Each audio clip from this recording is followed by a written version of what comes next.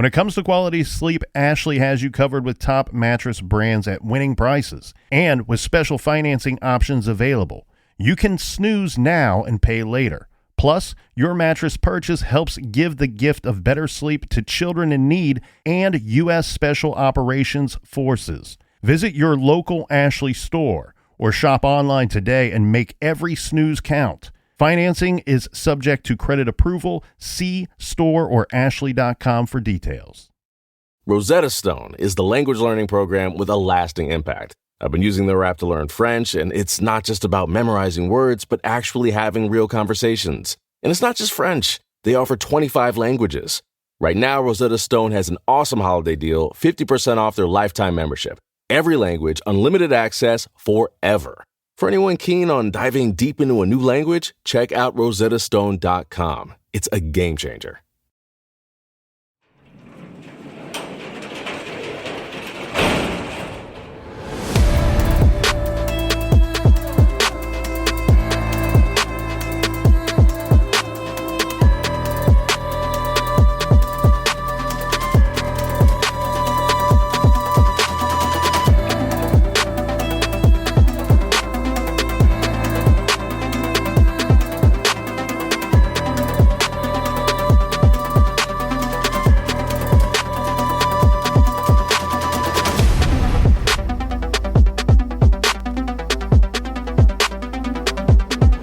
Welcome to True Crime Garage. Wherever you are, whatever you're doing, thanks for listening. I'm your host, Nick, and with me, as always, is a man with a reminder that if you are listening in the car or truck, to drive the True Crime Garage way, which is to say, friendly. Here is the captain. Wave to your neighbors. It's good to be seen and good to see you. Thanks for listening. Thanks for telling a friend.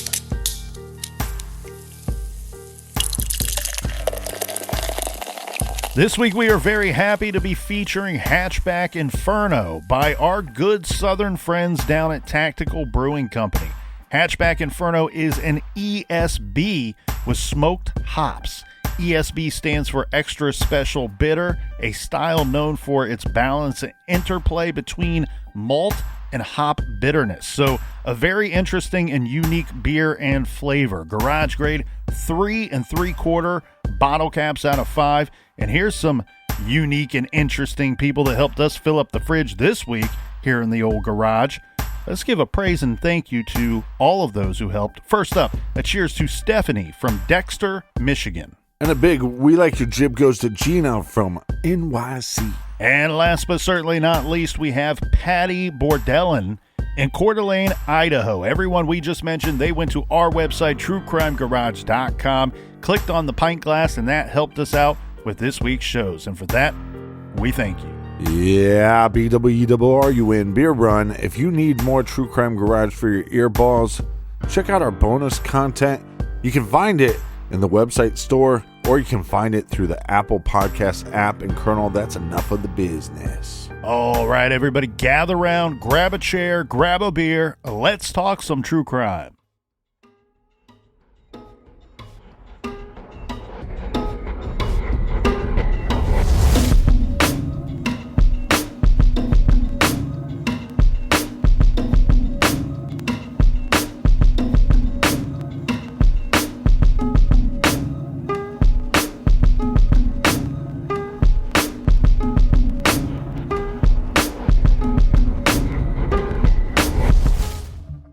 The True Crime Podcast Buffet. You can click, swipe, and search, and find yourself staring at your listening device, mesmerized by the True Crime Podcast Buffet. There are so many to choose from. Back when True Crime Garage first started in 2015, there were only about a dozen, maybe 24 of these shows. Mostly mom and pop type operations, and we were excited to join the ranks. Then, in 2017, it was like the levee broke, and everyone and their cousin had a true crime podcast. Around this same time, the big boys started moving in. The big networks came to true crime podcasting. This dramatically changed the space. It created a landscape where the smaller operations had difficulty thriving, and so many of them would give up or slow down the frequency of their shows. Some have said the networks were there to choke out the little guys. Well, True Crime Garage ain't tapping out, and we are still an independent podcast. In 2018, I read an article titled, "What Makes a Good True Crime Podcast?" I thought, wow, it looks like someone has finally put together a tried and true recipe for a good true crime podcast. The article said that, of course, you have to have mystery and intrigue. The podcast should have a likable and relatable victim or victims. The counter to that is that the recipe also called for unlikable villains and suspects that are either weird, mysterious, or both. A good true crime podcast needs to have several shades of gray across the backstory, the crime itself, and the key players involved. Then add a pinch of corruption, several spoonfuls of lies and deceit, a healthy side of a conspiracy that complements the entree, and the icing on the cake and the cherry on top, a cover-up. Well, that was the gist of the article, but I created all the food references. I finished the article and thought how confused the author or the team of writers were with this lame attempt at some powerful piece of do-it-yourself podcasting advice. A magazine that at the time had not produced a single true crime podcast. Where they had got it completely wrong was scattered throughout the entirety of the article, but it started right at the top, right at the title. What makes a good true crime podcast? Now, we've been doing this long enough that we could spend an entire evening discussing ways to make a good true crime podcast. There are many out there doing it well and doing it in different ways. But the number one way to have a good podcast is to have a good case. The details of the true crime story cannot be manufactured. They are either there or they are not there. It is not about creating the perfect recipe for the true crime story that you are telling. It's about the presentation and how it is delivered to your table. This week, we bring to your table a true crime story that has all of the ingredients for a good true crime story, and none of it manufactured. We have a likable, relatable victim, 17-year-old Molly Miller. The good girl, who was loved by all, good at sports, and very close to her siblings, who grew to be a wayward teen. She started to get into trouble. She had lessons to learn, but her whole life ahead of her. Our story has the unlikable villain, 21-year-old James Conn Nipp, a privileged young man who stole cars, broke the law frequently, and thumbed his nose at authority just because he could. This story has strange suspects, several of them sent off for jail time or prison stints. Who had a hand in the crimes committed, or who didn't have a hand in the crimes? There are many theories of what actually happened in our case this week. They can't all be true. We have lies and deceit from the suspects families, and even from members of law enforcement who were sworn to protect and serve. As for shades of gray, one of the victims, very little is known about his backstory. There is even speculation on how the parties involved knew each other and why they would spend time with one another at all. Friends who were obvious enemies and enemies pretending to be friends. An area that was and very well could still be rife with drug activity. A sheriff with family ties to the case. A law enforcement agency that many wonder, did they look the other way on this? Did they do a thorough investigation? Did one of their own have any involvement?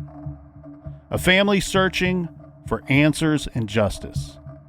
And a lot of talk across 2 counties about corruption and a possible cover-up. Oh yeah, and this true crime story has a high-speed car chase as well. We will address each and every one of those topics in this week's telling of our true crime story. This is the case of Molly Miller and Colt Haynes, and this is True Crime Garage.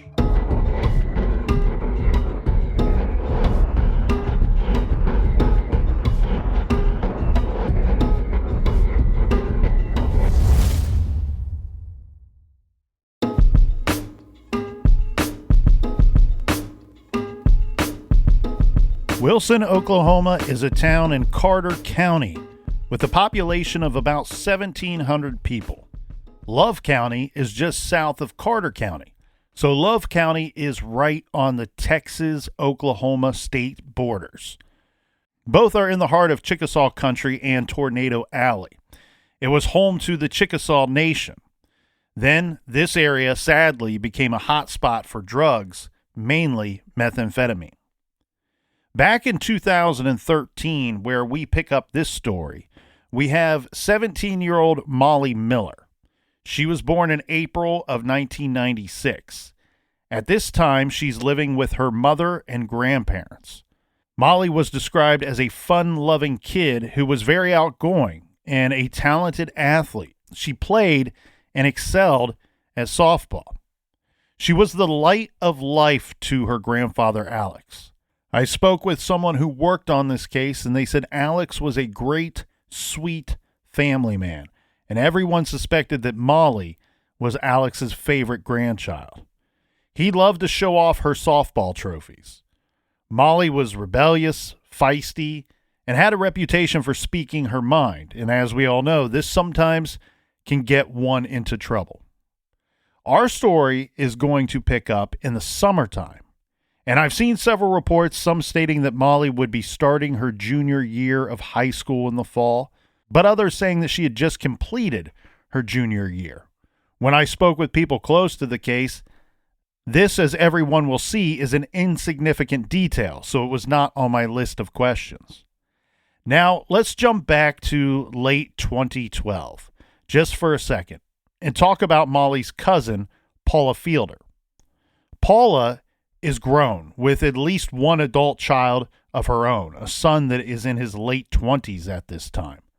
Paula and Molly's mother, who were and remain close, they were actually talking about having Molly move in with the cousin, Paula, because she was starting to get into some trouble and she was hanging out with the wrong crowd.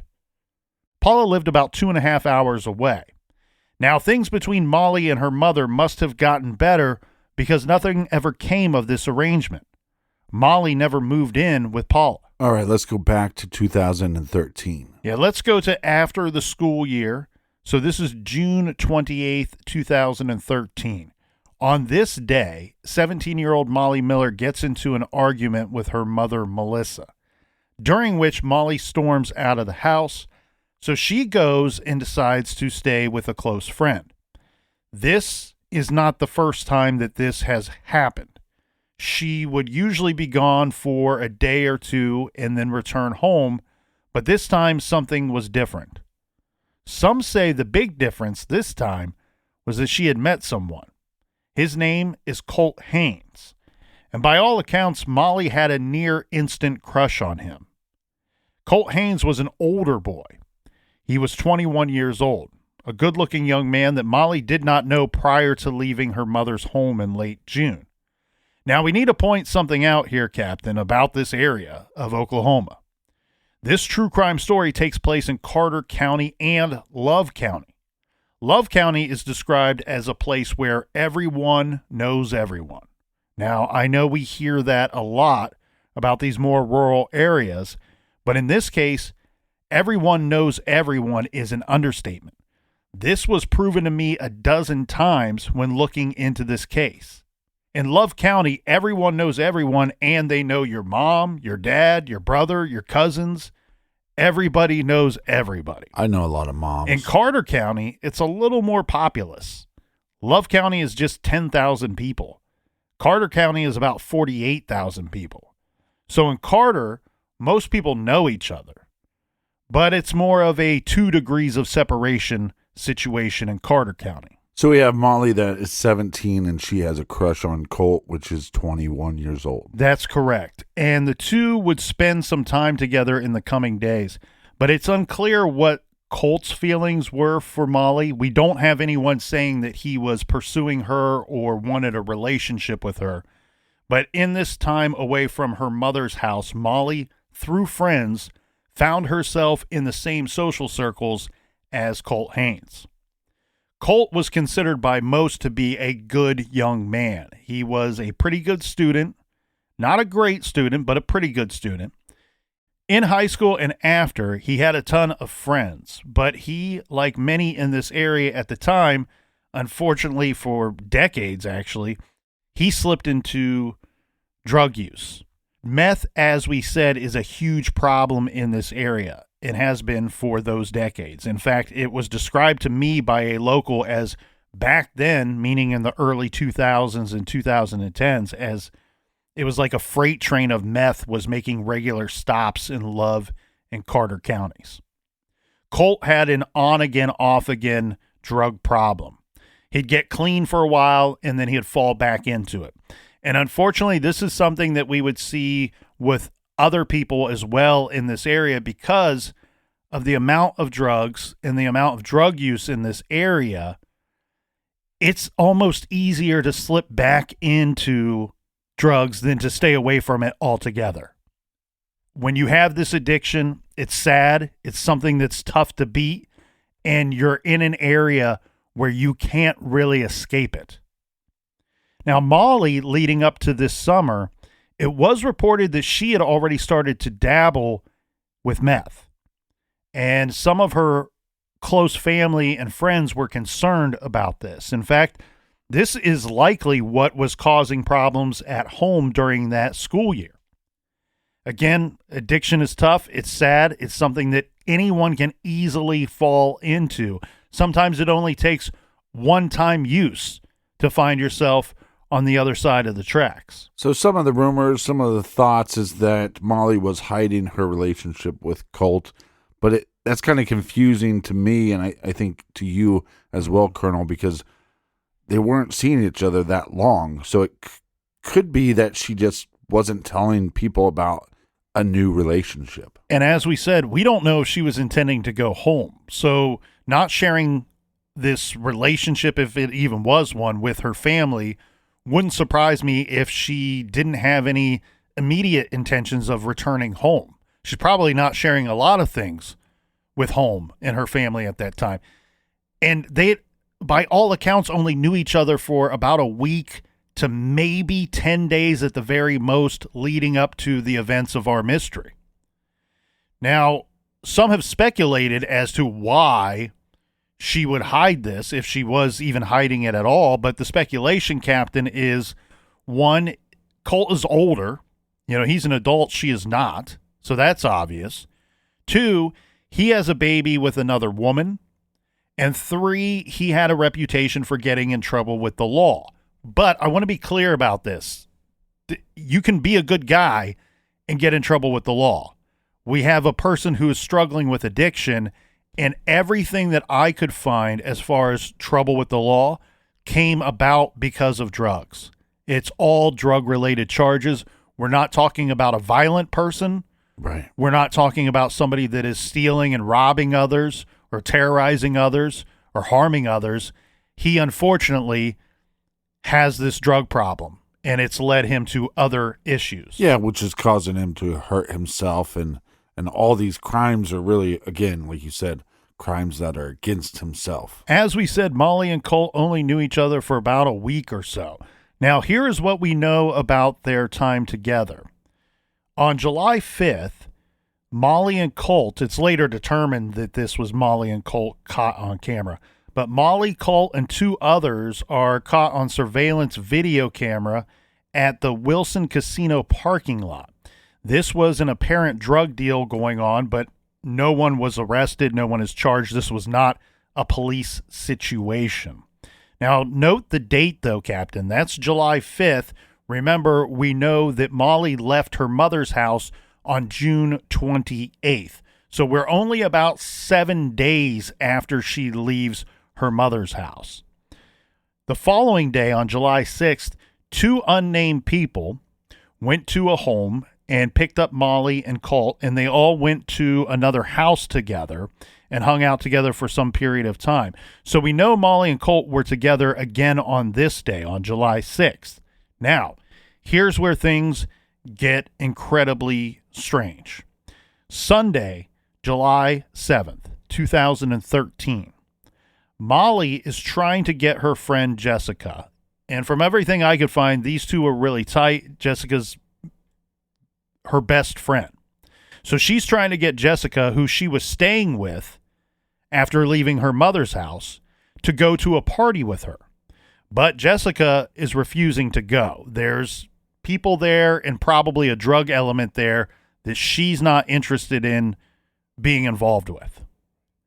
In fact, she's trying to help her friend out, saying, Molly, I don't want to go. I'm refusing to go. You shouldn't go to this party either. Molly decides to go. She wants to go to this party anyway, and it's my belief and many others' belief that she knew that Colt would be there, and that's likely why she wanted to attend. Yeah, and party is kind of a loose term. I mean, these are more like small gatherings, but we think they're called parties to these individuals because there's going to be drug use or alcohol use or something, because it's only a handful of people hanging out. Exactly. All teenagers and people that have lived through their early 20s, they know that oftentimes some people are calling something a party. You show up, there's 5 people there. And it's just friends hanging out, really having a good time together. That is what this appears to be. They called it a party. There was only a few people at this location. At some point during this night, this is a Sunday, Molly and Colt decide to get into a vehicle with a guy who is known by the name of Conn. So who is Conn? Conn is James Conn Nipp. He's age 21, and he knows Colt. He knows Molly. But he and Colt don't really like each other. And apparently he and Molly have known each other for a very long time. So James Conn Nipp is a spoiled young brat. That's the best way to describe this dude. All right.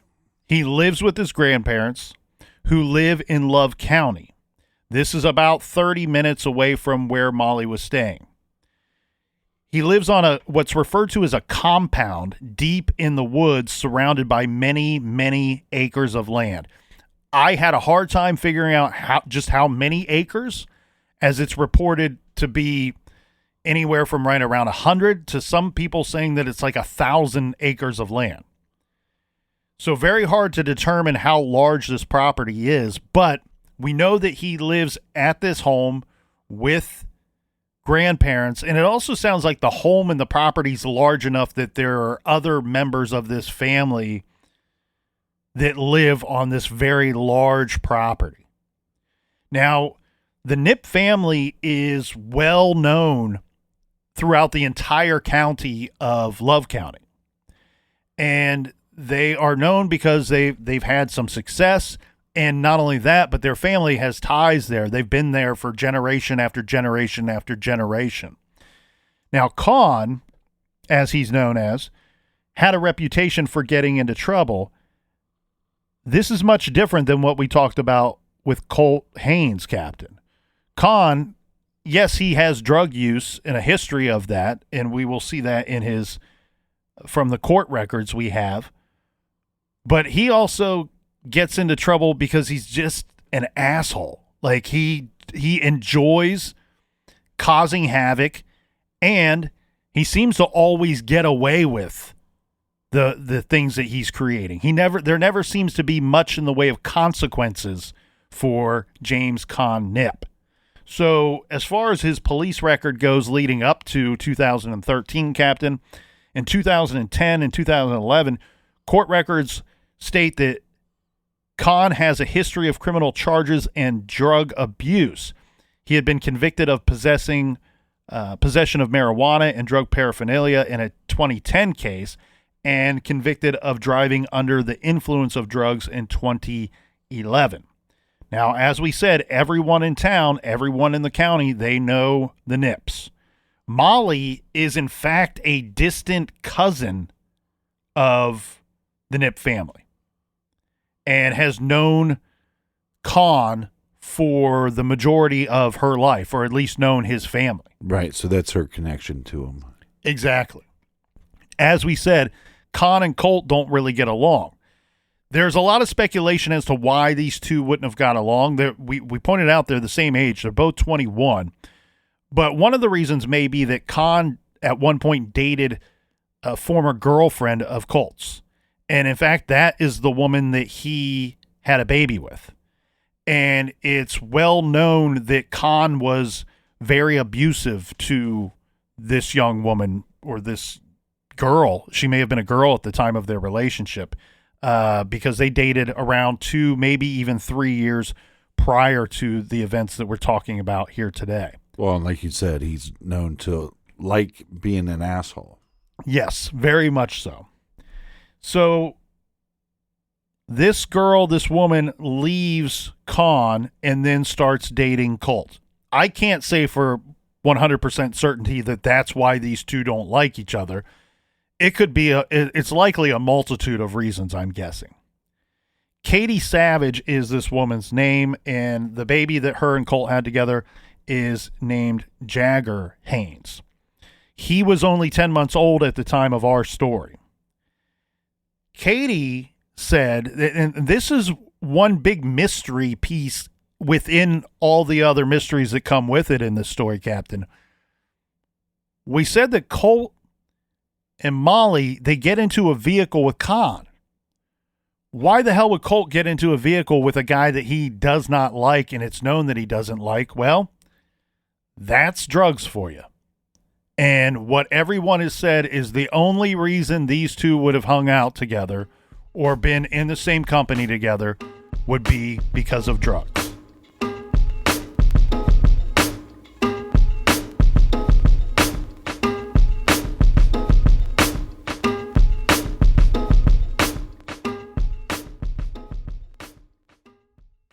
This show is sponsored by BetterHelp. Do you look forward to the holidays? Maybe you struggle with seasonal blues. This time of year can be a lot, and it's natural to feel some sadness or even anxiety about it. But adding something new and positive to your life can counteract some of those feelings. Therapy can be a bright spot, something to look forward to make you feel grounded, and to give you the tools to manage everything going on. If you're thinking of starting therapy, give BetterHelp a try. It's entirely online, designed to be convenient, flexible, and suited to your schedule. Just fill out a brief questionnaire to get matched with a licensed therapist and switch therapists at any time for no additional charge. Find your bright spot this season with BetterHelp. Visit BetterHelp.com/garage today to get 10% off your first month. That's BetterHelp, HELP.com/garage. Rosetta Stone is the language learning program with a lasting impact. I've been using their app to learn French, and it's not just about memorizing words, but actually having real conversations. And it's not just French. They offer 25 languages. Right now, Rosetta Stone has an awesome holiday deal, 50% off their lifetime membership. Every language, unlimited access forever. For anyone keen on diving deep into a new language, check out rosettastone.com. It's a game changer. At Consumer Cellular, you get the same exact coverage as the largest carriers, but for up to half the cost. Same thing, up to half the cost. Up to half the cost for the same thing. 50% the money for 100% the same thing. I hope I'm making myself clear. Consumer Cellular. When freedom calls, we're here to answer. Call us at 1-888-FREEDOM. Half the cost savings based on cost of Consumer Cellular single-line 5GB data plan with unlimited talk and text compared to lowest cost single-line postpaid unlimited talk, text, and data plan offered by T-Mobile and Verizon May 2023. Angie's List is now Angie, and we've heard a lot of theories about why. I thought it was an eco move. Fewer words, less paper. No, it was so you could say it faster. No, it's to be more iconic. Must be a tech thing. But those aren't quite right. It's because now you can compare upfront prices, book a service instantly, and even get your project handled from start to finish. Sounds easy. It is, and it makes us so much more than just a list. Get started at Angie.com. That's ANGI, or download the app today.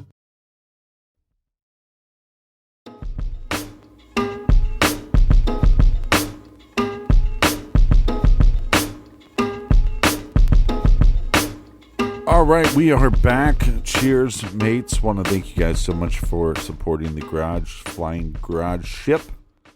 Cheers to the people in the back. And I purposely said that this week, Captain, because I got a couple of messages. People said, why do you always give a shout out to the people in the back? And you and I like to pretend that it's like some kind of live concert. We got people in the back, people on the sides. But in all truthfulness, we've had several people message us over the years that say that I work in a restaurant, back of the house, and we regularly play True Crime Garage episodes so the whole crew can listen to them while we're working. So most of the time when we say cheers to the people in the back, we're talking about the important people in the back of the house. So cheers to all of you out there, and thank you for playing the True Crime Garage podcast. So far, in this case, we have Molly, she's 17. We have Colt, he is 21. We have Con, which is a longtime family friend of Molly's. He's 21. But Colt and Con don't like each other, but for some reason they get into the same car. We suspect it's because they're going to go do some drugs. They're either going to use together or go collect some drugs together. I think what's happened here is that Molly and Colt have probably already been using before they get in the vehicle with Con. And as you said, they're either going to go use together or they're going to go find more drugs together. Now, our problems really start here, Captain, around 10:30 p.m. And this is when Con, with Colt and Molly, they stop at a convenience store, a small little store, to pick up some beer for the night. Okay? At 10:46 p.m., we have a Wilson police officer. He's actually the captain. His name Ryan Parsley. I'm the captain. That's true. That is very true. Well, this is down in Carter County, Captain. So Ryan Parsley is a police officer for Wilson, for the city of Wilson.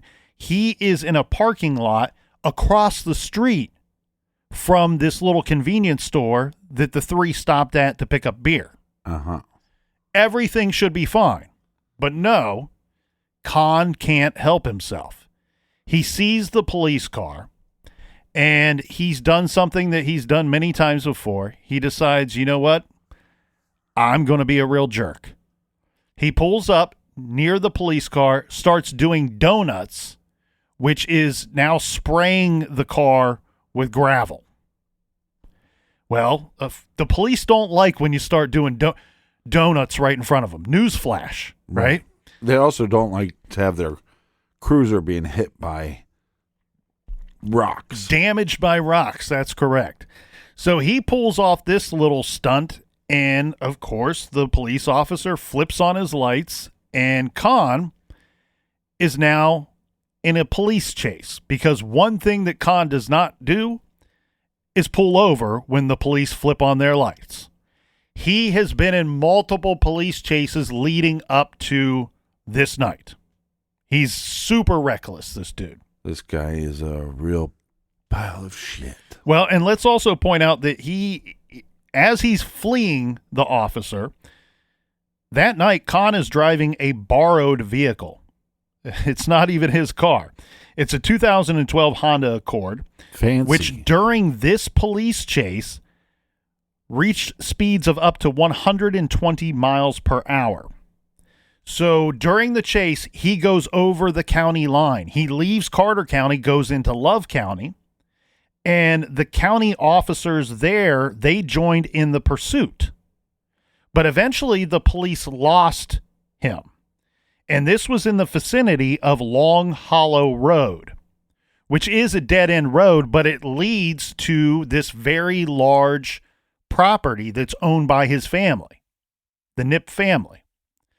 Now, what I want everybody to do is kind of picture, if anybody has seen the movie Dukes of Hazzard or watched the old show The Dukes of Hazzard, this is what I pictured every time I was discussing this part of the case with people that were informing me how this went down. Basically, the Nipp property, as we said, is very large. It's huge. That's what she said. And on this property, they have a lot of dirt roads, small, narrow roads that have been cleared of trees over the years. So if you look at this property, a satellite picture of this property, you can spot all of these trails that run throughout this property.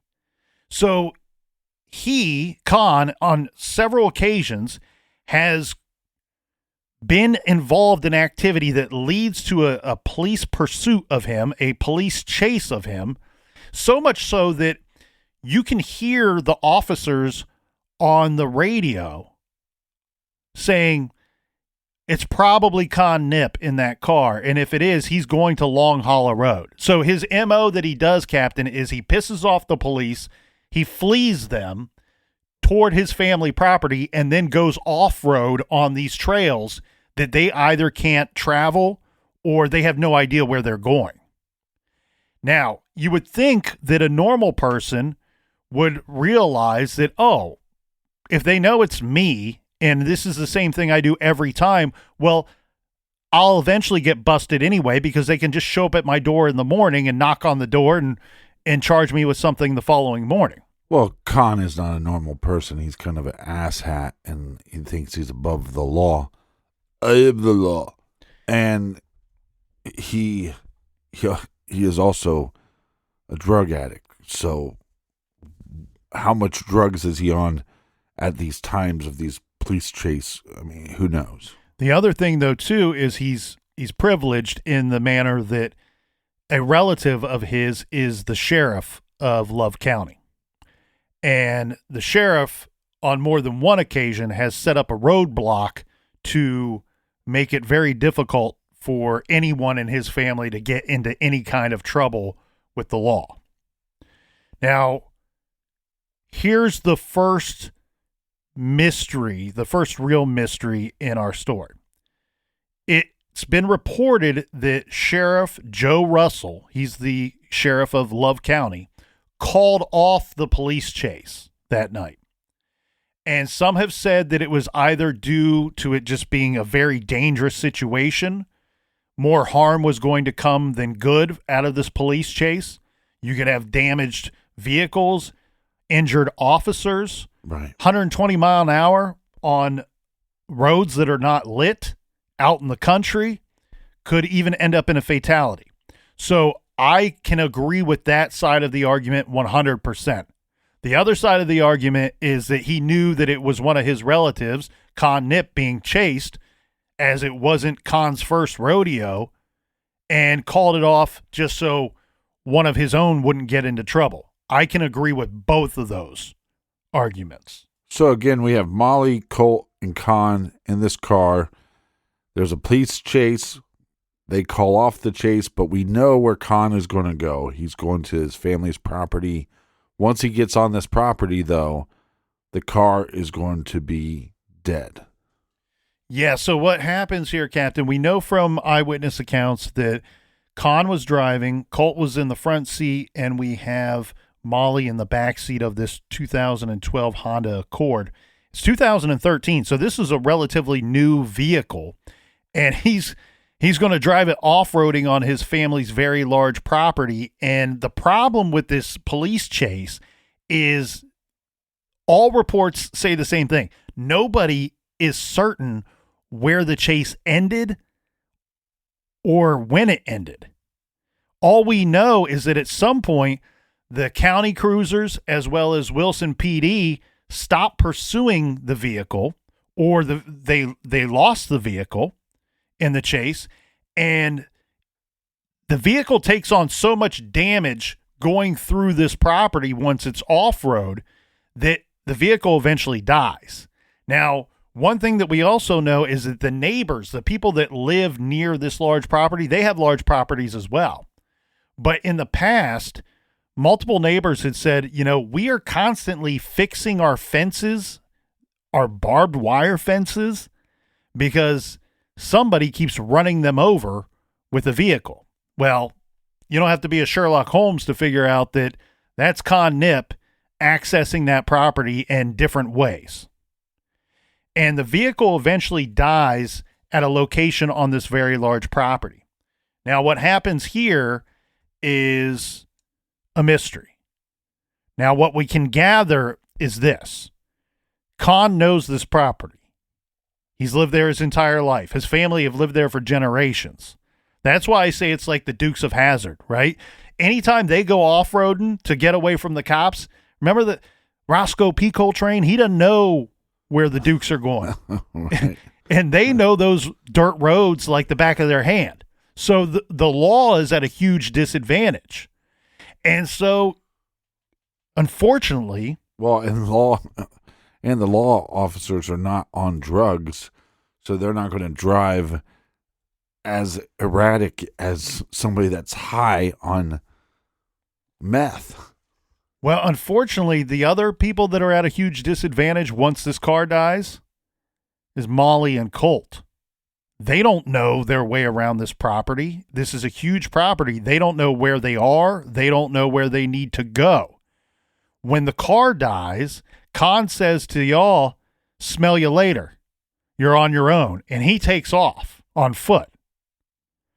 Colt and Molly are stuck there near where the vehicle died. And something that I couldn't get confirmation on. So if there's anybody that's local that could clear this up for me, because I've heard this property is as big as 100 acres, which is pretty big, but could be as large as 1,000 acres. But that's a big difference. Exactly. And I'll offer a little speculation as to why I think there's a discrepancy in the reported size of this property.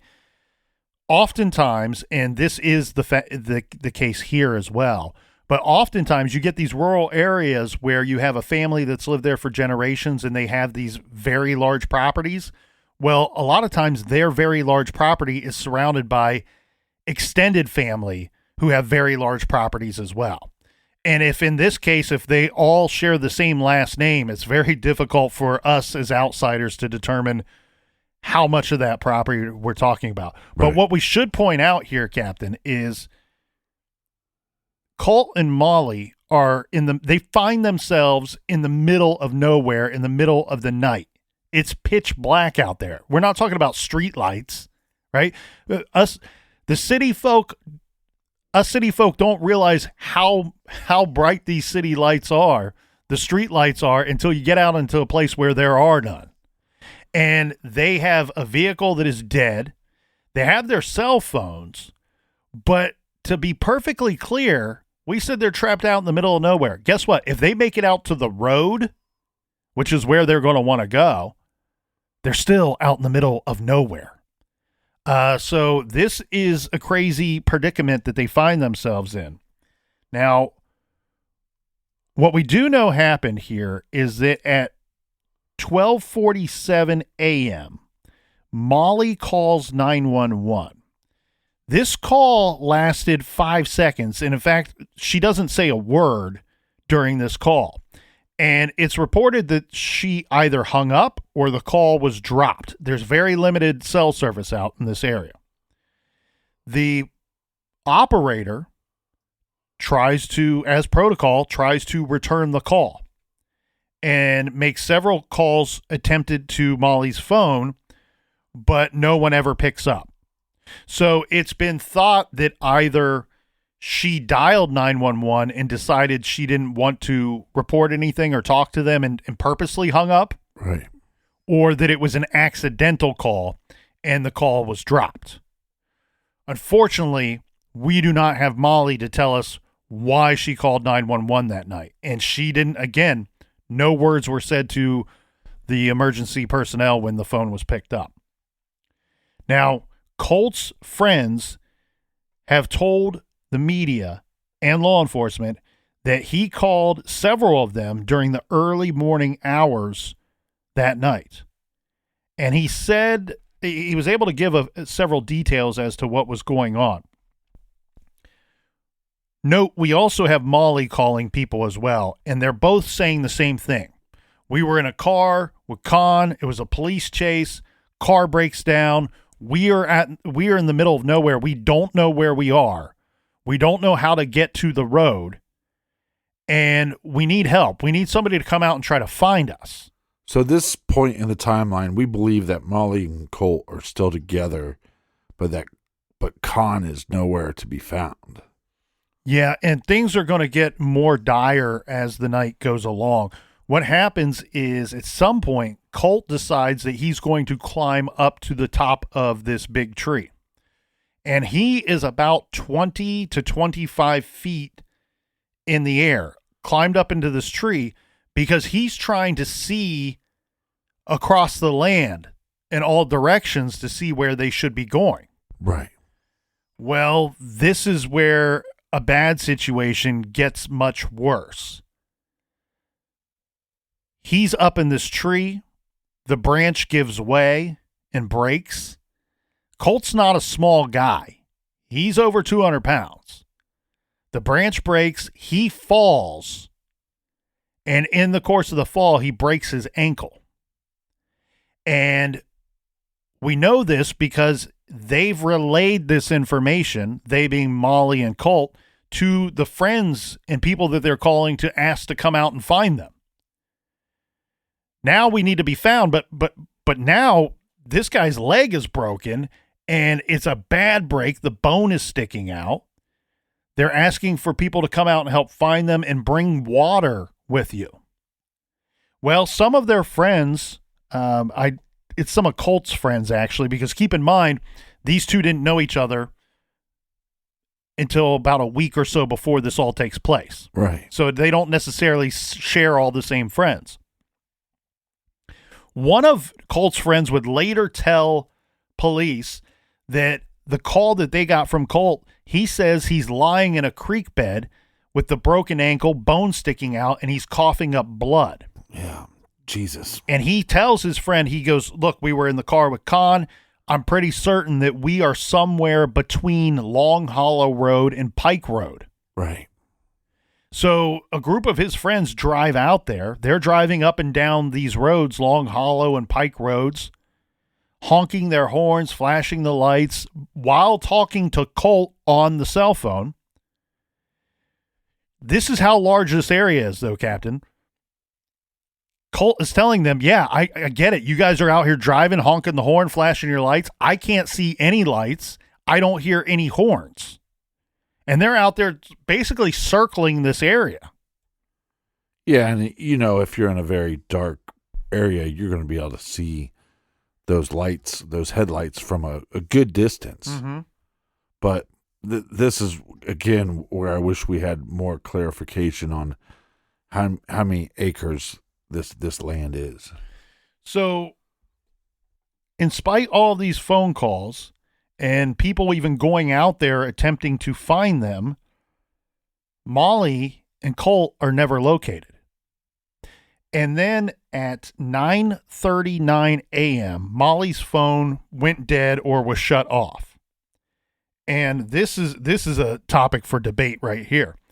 Uh-huh. Colt Haynes' phone went dead or shut off at 9:57 a.m. Dun, dun, dun. July 8th. Now, I get it. Both of them are out there on the phone calling people, asking for help, right? Making a lot of phone calls. As we just said, we know Colt was on the phone for an extended period of time talking to his friends who were driving around, circling the area. But still suspicious. But it's either very convenient or not happenstance at all that these phones died or were shut off within, what is that, 18 minutes of one another?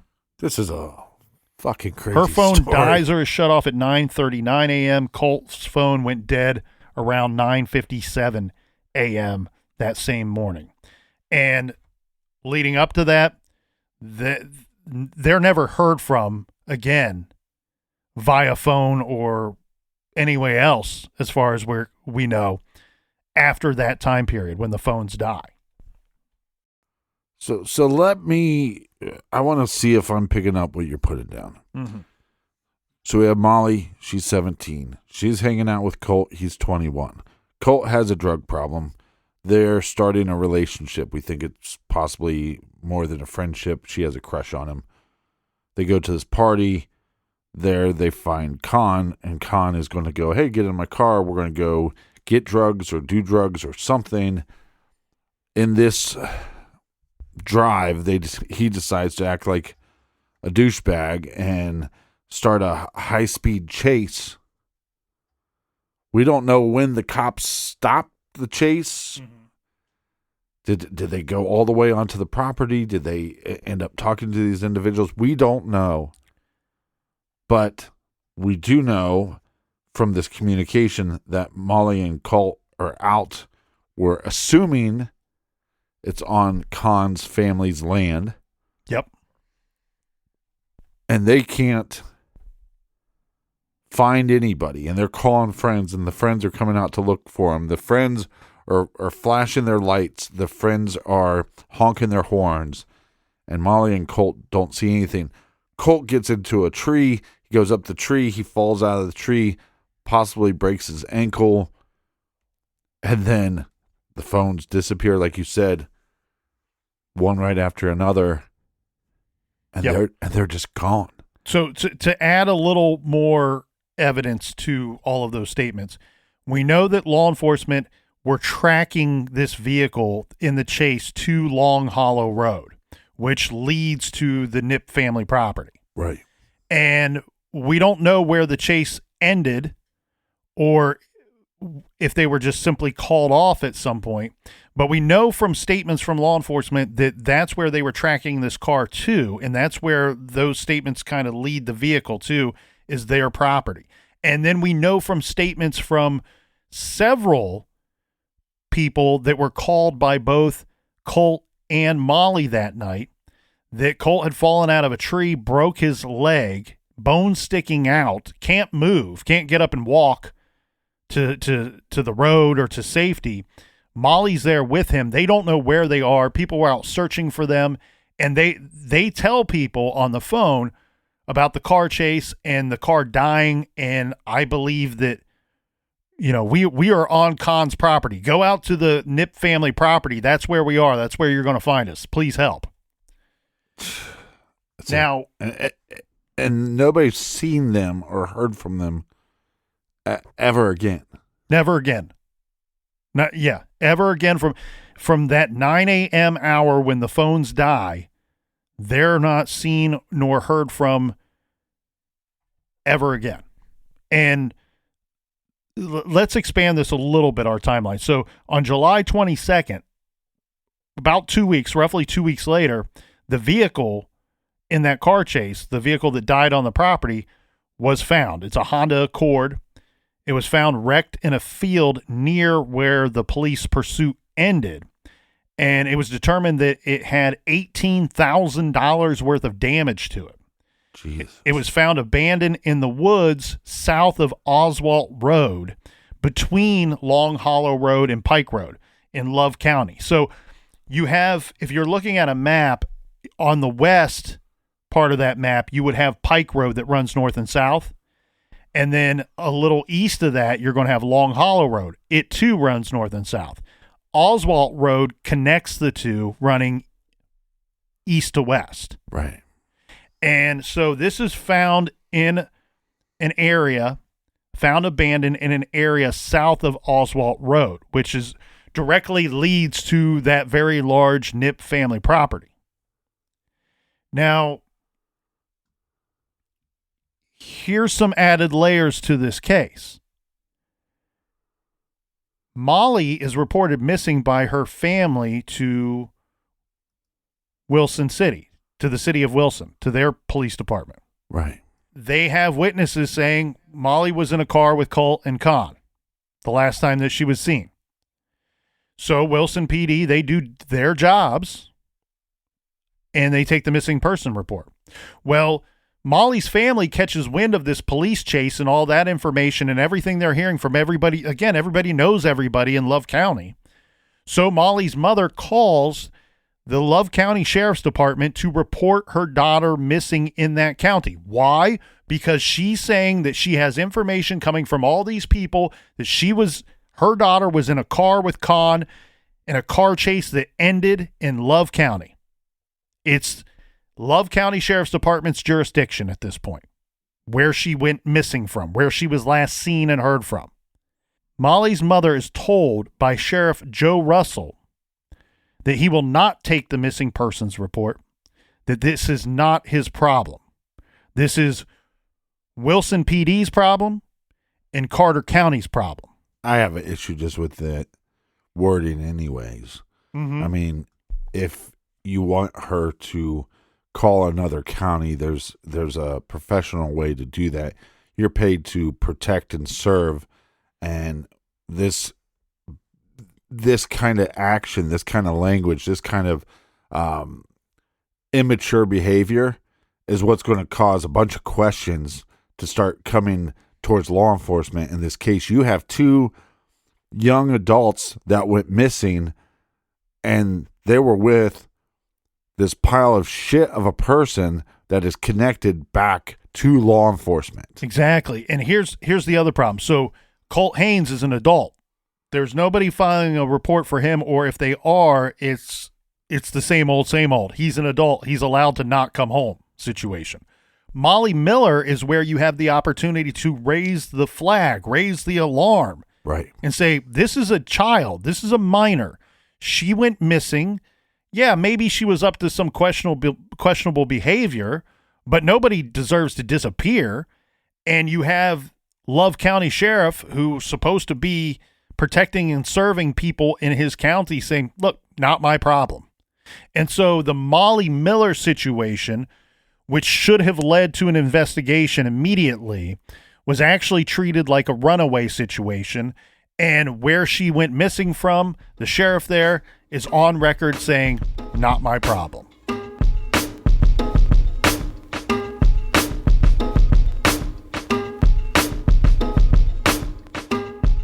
Make sure you join us back here in the garage, same bat time, same bat channel.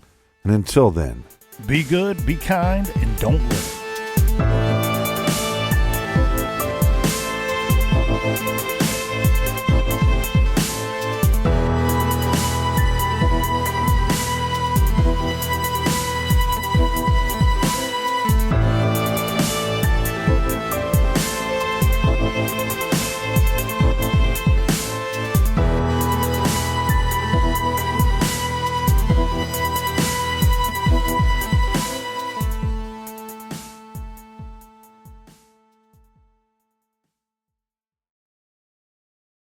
The Angie's List you know and trust is now Angie, and we're so much more than just a list. We still connect you with top local pros and show you ratings and reviews, but now we also let you compare upfront prices on hundreds of projects and book a service instantly.